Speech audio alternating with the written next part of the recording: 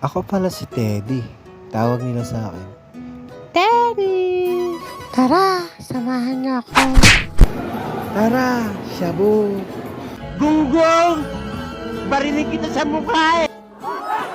Yun guys, nag-delivery pala ako dito sa may shabu-shabu. Dito yan guys, dito sa may Podium Mall, sa may Ortigas. May mga ganito palang pangalan na restaurant, shabu-shabu. Bau? Sabaw ng kuya. Hindi, joke lang. Joke lang, ma'am. Ma'am, thank you, ma'am. Salamat. Magkano kaya kumain dyan, ma'am? Masarap ba dyan? Masarap. Try mo kuya. Pero hindi kami Andy Andy sabaw lang. Mga 2,000 pwede na dyan. Oo. Kasi na yun kuya. Dalawa kami? Oo. Kasi na yun. May discount naman yun. Pag may ano. Sige, ma'am. Ma'am, thank you, ah. Oh, shabu-shabu. Sarap siguro kumain dyan, oh. Okay, pag may pera, kakain tayo dyan, guys. Sa ngayon, wala pa. Matagal ko na talagang gustong kumain dyan, kaso parang ang mahal. Ayan, guys. Napatingin ako sa langit, guys. Kasi sobrang init. Sobrang init ng panahon kanina. Sobrang hot.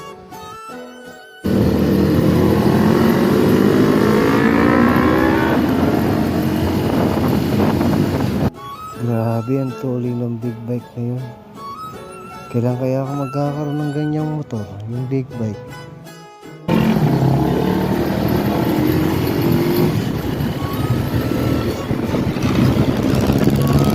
Yan, balang araw, magkakaroon din tayo ng big board katulad ni Coco Martin.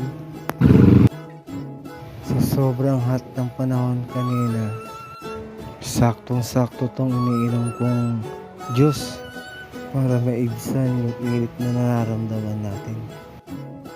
Grabe, no? Hindi mo maintindihan yung panahon.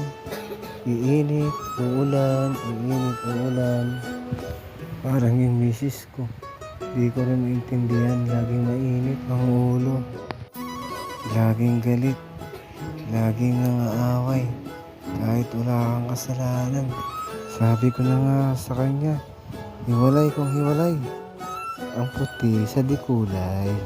Aris. Sarap. At yun na nga, pagkatapos ng init, malakas na ulan naman. Kaya stranded tayo dito. May deliver pa naman ako niyan. Nagpatila lang ako ng konti niyan, pero nung humina na, Cora Bells na ulit ako sa pagdi-deliver.